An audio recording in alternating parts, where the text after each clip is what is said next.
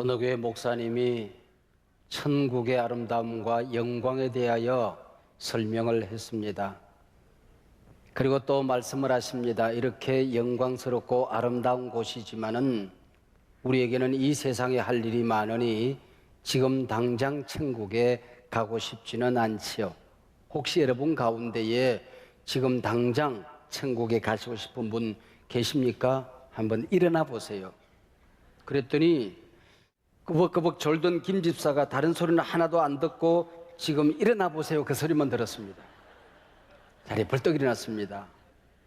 목사님이 당황을 했죠. 김 집사님, 지금 당장 가실 분 일어나라고 그랬는데 집사님만 일어났습니다. 지금 가시겠습니까? 그랬더니 이분이 무슨 얘기인지 알아들을 길이 없잖아요. 목사님, 일어선 사람은 목사님하고 저밖에 없네요. 우리 손잡고 같이 갑시다. 그래서 졸지에 그 목사님, 김 집사님하고 손잡고 천국 가게 생겼더라지요. 오늘 본문 바로 그 마지막 날 이야기입니다.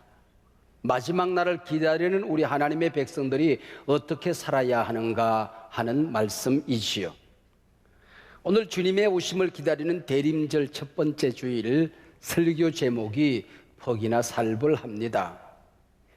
죽음 있는 곳에 독수리가 모이느니라, 시체 있는 곳에 독수리가 모인다 하는 제목입니다.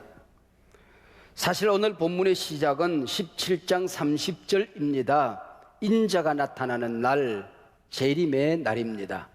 그 다음 31절에 그날에 우리가 마당에 서 있다가 방 안에 뭘 가지러 들어갈 필요가 없는 모든 세상이 끝나는 날입니다. 그리고 34절과 35절에 그날에 두 사람이 함께 침대에 자다가 한 사람은 데려감을 당하고 다른 사람은 버림을 당한다. 두 사람이 함께 맷돌을 갈다가 한 사람은 데려감을 당하고 한 사람은 버림을 당한다는 말씀이지요. 그리고 17장 36절에 보니까 제 성경에는 없음 그렇게 적혀져 있습니다. 오늘 본문이 연극 대본이라면 잠시 침묵이 흐른다, 괄호 안에 들어가 있는 말씀일 겁니다. 그리고 읽어드린 오늘 본문의 시작 17장 30절입니다. 그들이 대답하여 이르되 주여 어디 오니이까? 다른 곳에서는 주여 언제입니까? 라고 묻던 제자들이 이 사건에서는 주여 어디입니까? 라고 묻습니다.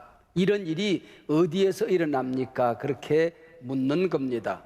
주님이 말씀하십니다. 종말은 언제 문제가 아니다, 어디의 문제가 아니다, 죽음 있는 곳에는 독수리가 모이느니라.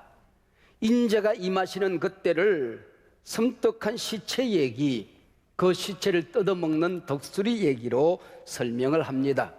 사실 이 말씀은 욥기서 39장 30절에 기록된 히브리 잠언입니다. 시체가 있는 곳에는 독수리가 있느니라.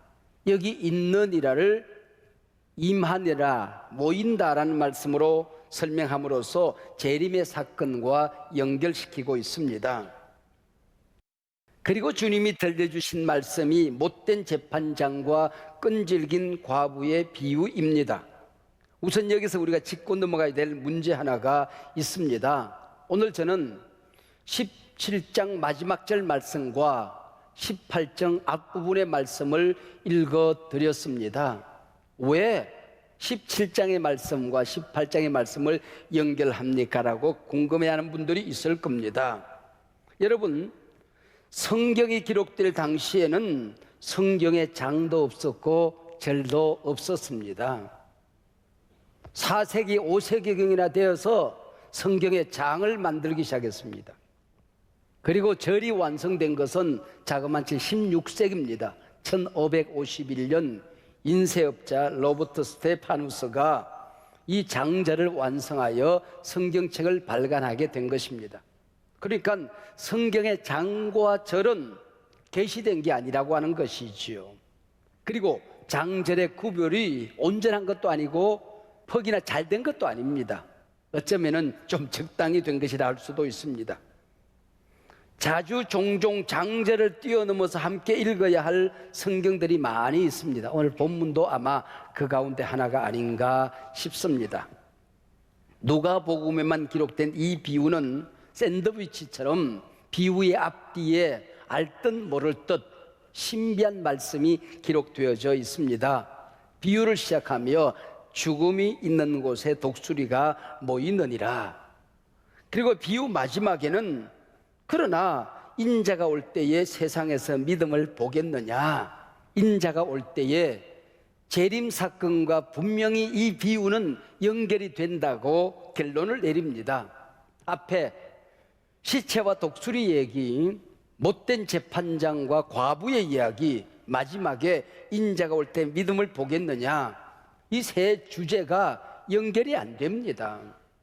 그러나 연결이 안 되면 오늘 본문은 설명이 안 되는 겁니다. 그래서 가끔 교회에서 가운데 비유만 똑 떼가지고 낙심하지 말고 끈질기게 매달려 기도해야 응답받는다는 기도의 교훈으로 우리가 이해를 합니다. 그리고 그런 설교를 많이 아마 들었을 것입니다. 죽음 있는 곳, 시체 있는 곳이 어디일까요? 동의어가 본문에 나옵니다. 어떤 도시입니다. 재판장이 있는데 하나님을 두려워하지 않습니다. 사람들을 무시합니다. 거기가 시체 있는 곳이라고 설명하고 있습니다. 부리가 판을 치는 곳, 세상이 이곳저곳 썩어서 썩은 줄도 모르고 살아가는 시체들의 도시, 하나님에 대한 경외감이 없는 하나님의 백성들을 무시하는 공의가 죽은 도시, 그가 시체가 있는 곳입니다. 독수리가 모이느니라. 동의가 또 있습니다. 17장 30절 인자가 나타나는 날, 그 다음 절 그날에, 그리고 본문 마지막 인자가 올 때입니다. 우리 예수님 재림하셔서 세상을 심판할 때 새 하늘과 새 땅이 열려지는 그날을 말하는 것이죠. 그날 성도들은 어떻게 하라는 것입니까? 믿음을 보겠느냐? 아무리 세상이 혼란스러워도 이해가 안 되어도 하나님 두려운 줄 모르는 세상이 되어도 교회를 무시하고 성도들을 짓밟는 세상이 되어도 네가 가진 믿음이 진짜라는 걸 보여줘야 된다.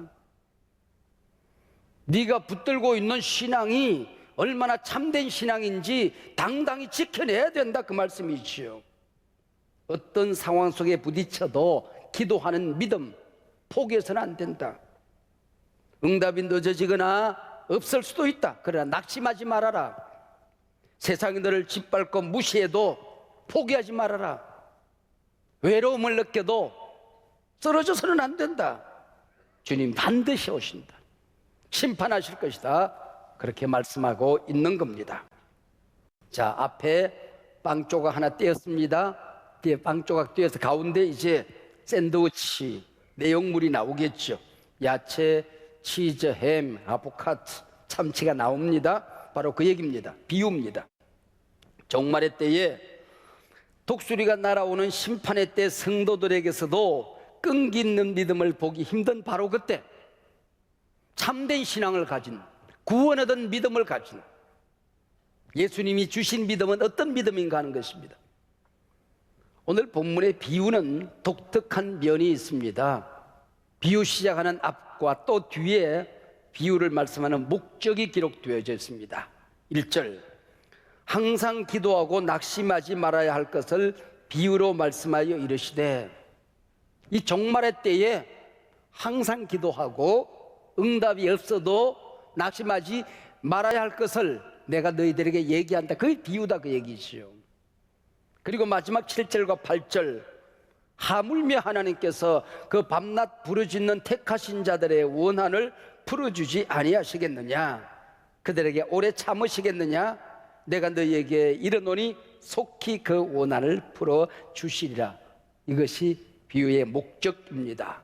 낙심하지 말고 기도해라. 이것이 바로 종말의 때에 우리가 주님께 보여줘야 될 믿음이더라, 그런 얘기지요. 주님, 여기 제 믿음이 있습니다. 힘들었지만은, 불의한 세상에 살기가 만만치 않았지만은 주님 주신 믿음을 지켜냈습니다. 하나님 앞에 설 때에, 우리 예수님 오실 때에 그 믿음을 내어놓아야 천국문은 열려지는 것이고 들림을 받는다, 그 얘기입니다. 대리감을 당한다, 그 얘기예요. 비유는 파라볼레라고 합니다. 뭘 파라볼레가 아니고 두 개 비슷한 걸 갖다 놓아요. 그리고 비교해요. 그래서 이거는 누구나 아는 얘기야. 이 진리, 이 교훈을 가르치는 게 파라볼레입니다. 근데 오늘 본문은 대비되는 것, 반대되는 것을 넣고 이것 봐라, 이러지 않느냐, 하물며 이렇지 않느냐, 그렇게 말씀하고 있는 것입니다. 성경 기록법에 이런 것을 하물며 논법이라 그렇게 말합니다. 공의가 죽은 세상, 하나님 경외감이 없는 세상, 모든 곳이 썩어 문드러지는 그 세상, 거기서도 불의한 재판관에게 매달려서 응답받지 않았느냐, 하물며 하나님께서 그 밤낮 부르짖는 자녀들의 원한을 풀어주지 않겠느냐 말씀하십니다. 하물며 논법은 강조어법입니다. 너는 시체더미 속에서도 믿음을 버리지 말아라. 불의한 세상에서도 하나님 붙들고 살아야 된다. 하나님의 말씀을 믿는 사람이 없는 마지막 때에 너는 말씀 굳건히 붙들어야 된다, 그 얘기입니다. 시체 한복판, 정말의 한복판에서도 희망을 버리지 말라, 그 얘기죠. 마지막 때 전쟁터에서 시체더미 속을 헤치며 사는 종말 성도의 모습을 불쌍한 과부로 성경은 묘사합니다. 이 세상 살아가는 하나님의 성도들, 세상을 정복하는 하늘의 독수리이거나 세상의 호랑이 사자가 되어야 할 터인데, 우리 주님은 이 세상 살아가는 성도들을 양이라고 표현했습니다.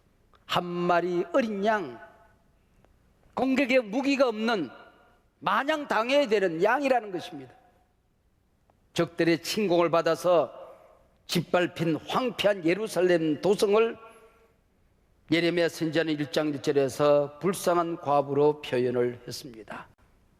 오늘 본문의 남편일은, 이 과부는 남편 집에 쫓겨나도 할 말이 없는 존재입니다. 남편의 동생들이 재산을 다 약탈해 가도 변호해 줄 사람이 없습니다. 동업자가 서류를 위조해서 사업자를 몽땅 도둑질해 가도 힘이 되어 줄 사람이 없는 가련한 여인이었습니다. 갈 곳은 지방재판관밖에 없습니다. 그런데 거기 갔더니 무전유죄입니다. 돈이 없더니, 뇌물이 없으니 쳐다보지도 않습니다. 종말의 때 힘없는 이 여인의 모습, 이게 바로 하나님의 자녀들의 모습이라고 주님이 안쓰럽게 말씀하십니다. 하나님에 대한 경외감이 없어서 하나님의 자녀들이 짓밟힌 원한, 무시당하고 또 무시당해서 받은 마음의 상처, 분통이 터지고 억울해도 하소연할 데가 없어서 쌓여진 원한, 바로 그걸 얘기하는 것입니다. 이걸 안고 살아가는 사람들이 마지막 때에 무기가 있어요. 무기가 있어요. 그게 뭐냐? 끈질긴 기도라는 것입니다. 낙심하지 않는 것입니다. 희망을 버리지 않는 것입니다. 믿음을 배반하지 않는 것입니다. 굳건히 붙들고 견뎌내는 것, 죽으면서도 믿음의 끈을 놓지 않는 것, 바로 이것이 종말을 살아가는 성도들의 힘, 능력이라고 말씀하고 있는 것이지요. 항상 기도해야 된다. 응답이 없을 수도 있다. 낙심하지 않는 것, 그것 자체가 믿음의 응답이다, 그 얘기입니다. 김 집사님은 착하기만 합니다. 이름 그대로 착하기만 해요. 근데 불의와 타협할 수 없어서 정직하게 살다가 직장에서 밀려났어요. 그냥 놀 수가 없잖아요. 너무 빨리 퇴직을 했으니까. 퇴직금으로 조그만한 장사를 시작했다가 사기를 당해 쫄딱 망했습니다. 친구가 보니까 주식 투자를 해서 꽤나 돈을 잘 벌거든요. 그래서 한 채 있는 집을 달랑 잡혀서 주식을 시작했습니다. 그런데 빚더미에 앉고 말았습니다. 하나님 앞에 부인 집사님이 하소연하고 울지요. 왜? 우리가 뭐 그렇게 갑부로 살자는 것도 아닌데 착하기만 한 내 남편 어쩌라고. 그래도 낙심하지 말아라. 믿음 버리지 말아라. 하나님 살아계심을 믿어라. 믿음으로 살면 하나님이 원한을 풀어주시리라. 그렇게 말씀하고 있습니다. 박 권사님은 언젠가부터 관절이 아프기 시작했어요. 퇴행성이라고 하더니 류마티스라고 하더니 약을 먹기 시작을 했어요. 근데 이게 5년이 지나고 10년이 지납니다. 소화가 안 돼요. 병원에 갔더니 위암이랍니다. 수술 잘 됐대요. 근데 또 다음 가봤더니 전이가 되었답니다. 이제는 하나님이 나를 불러갔으면 좋겠다는 생각밖에 없습니다. 하나님 왜 믿음대로 살려고 했던 나를 왜 이렇게 병실에 처박아 둡니까? 하나님 앞에 하소연합니다. 그때 포기하지 말아라. 주저앉지 말아라. 절망하지 말아라. 오늘 본문은 잔인한 요구를 하고 있습니다. 야곱이 천사의 허리춤을 붙들고 당신이 나를 축복하지 않으면 이 끈을 놓지 않겠습니다. 너무 처절하게 매달려서 환도뼈가 부러집니다. 그래도 응답 받을 때까지 그 허리춤을 놓지 않는 야곱의 기도, 이게 믿음의 사람들의 살아가는 방법이다 그 얘기죠. 정말을 살아가는 성도는 이렇게 살아간다는 것입니다. 조지 뮬러는 많은 고아를 돌봤던 고아의 아버지입니다. 근데 기도 제목 하나만큼은 63년 8개월 동안 응답을 받지를 못했어요. 사랑하는 친구의 구원을 위해서 그렇게 애절하게 기도하고 복음을 전했습니다. 믿지를 않아요. 그러다 죽었어요. 장례식장에서 이 친구가 통곡하고 하나님을 모십니다. 예수를 믿었어요. 때로는 이 땅에서 내가 응답을 받지 못하고 눈을 감을 수 있어요. 그러나 내가 죽은 다음에 우리의 자녀들이, 우리 아버지는 불의한 세상에서 진리 붙들고 믿음 붙들고 당당하게 의롭게 부정과 타협하지 않고 저렇게 기도하고 사시더라. 죽은 다음에 자녀들에게서 열매가 맺혀지더라, 그런 얘기죠. 내 어머니는 원수 같지 않고 힘없이 나약하게 울며 기도하는, 그게 못마땅했는데 그게 하나님의 사람들이 살아가는 방법임을 내가 죽은 다음에 내 딸이 그 명가문의 믿음의 능력을 이어가더라, 그런 얘기입니다. 사랑하는 여러분, 세상 살기가 점점 어렵게 느껴지십니까? 이곳저곳 불평과 원망이 쌓여져 갑니까? 마음이 상해서 썩은 냄새가 납니까? 사람들을 만나도 의로운 구석이 없습니까? 시체 냄새가 진동하거들랑 독수리가 모일 때가 되었다고 믿으라, 그 얘기입니다. 깨어서 기도하라고 하는 것이죠. 심판의 날 독수리의 날카로운 눈, 예민한 코, 날카로운 부리를 벗어날 수 있는 죽음은 없는 것입니다. 여러분의 믿음은 향기로운 꽃입니까? 죽은 시체입니까? 여러분, 시체가 있는 곳에는 하이에나 독수리가 모여듭니다. 그러나 꽃이 있는 곳에는 꿀벌 나비가 날아드는 것이요. 오늘 본문이 말하는 종말의 성도들에 대한 정의가 있습니다. 시체더미 한복판에서도 기도의 향기를 토하는 사람이다. 시체더미 한복판에서도 기도의 향기를 토하는 사람이다. 동쪽에 해가 뜨면 서쪽에 지는 시간이 있습니다. 한 번 태어난 사람 한 번은 죽습니다. 시작 있는 모든 것은 끝이 있습니다. 주님 재림하신다. 역사를 심판하신다. 지금은 보상이 다 정확하지 않지만은 새하늘과 새 땅에서 반드시 하나님 면류관으로 갚아주실 것이다. 믿으시기를 바랍니다. 마지막 때가 되면 그만큼 우리의 믿음을 지키기가 어려워진다는 거죠. 타협하고 살 수밖에 없는 세상이지만은 믿음의 사람들은 그래도 의로운 길을 가는 것이다. 때로 가난을 부둥켜 안고 고난을 짊어지고 실망하지 않고 낙심하지 않고 포기하지 않고 끈기 있게 붙들고 기도하는 것, 그게 종말을 사는 성도다, 그 얘기죠. 그 모습이 너무 안쓰러워서 우리 주님 말씀하십니다. 인자가 올 때 믿음을 보겠느냐? 내가 다시 올 때에 믿는 자를 볼 수 있을까? 힘들다고 제발 믿음의 끈 놓지 말아라. 세상이 불의하다고 희망의 끈을 버리지 말아라. 죽는 그 순간까지 하나님 붙들고 살아라, 그 얘기입니다. 주님 오실 때까지 이 땅에 사는 성도는 신랑 대신 예수 없이 살아가는 과부입니다. 이 불의한 재판관, 법대로 모든 것을 심판하지 않습니다. 억울한 심판을 견뎌내야 합니다.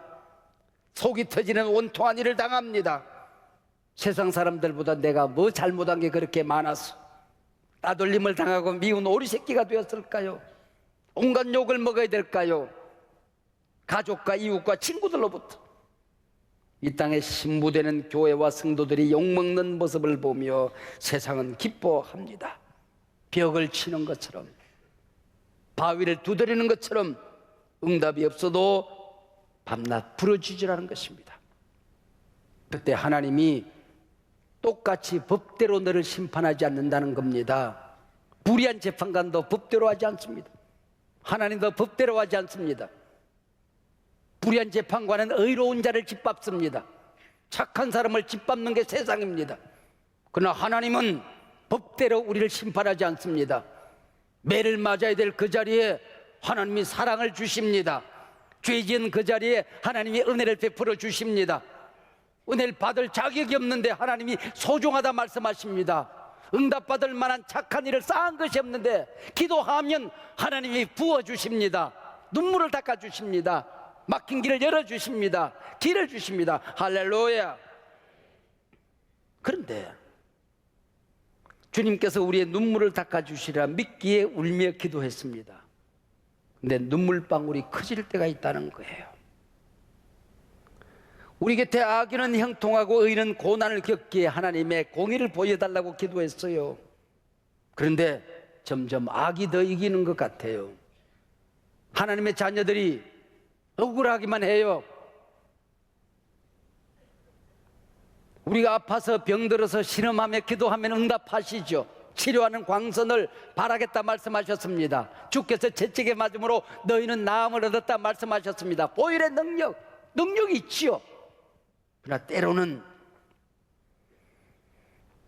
아픈 것이 자꾸 늘어나기만 하고 전이가 될 때가 있지요. 천국 갔으면 좋겠다는 생각이 듭니다. 우리의 믿음의 뿌리부터 흔들립니다. 정말 하나님 살아계실까? 하나님 내 기도 들으신 게 맞을까? 모든 건 내려놓고 싶습니다. 천국 갔으면 좋겠습니다. 우리 주님 말씀하십니다. 너 넘어지면 안 된다. 네가 버텨야 한다. 너를 보고 있는 수많은 사람들이 내 믿음이 진짜인 걸 보고 싶어 한다. 내가 너를 부를 때에 내 믿음 보고 싶다.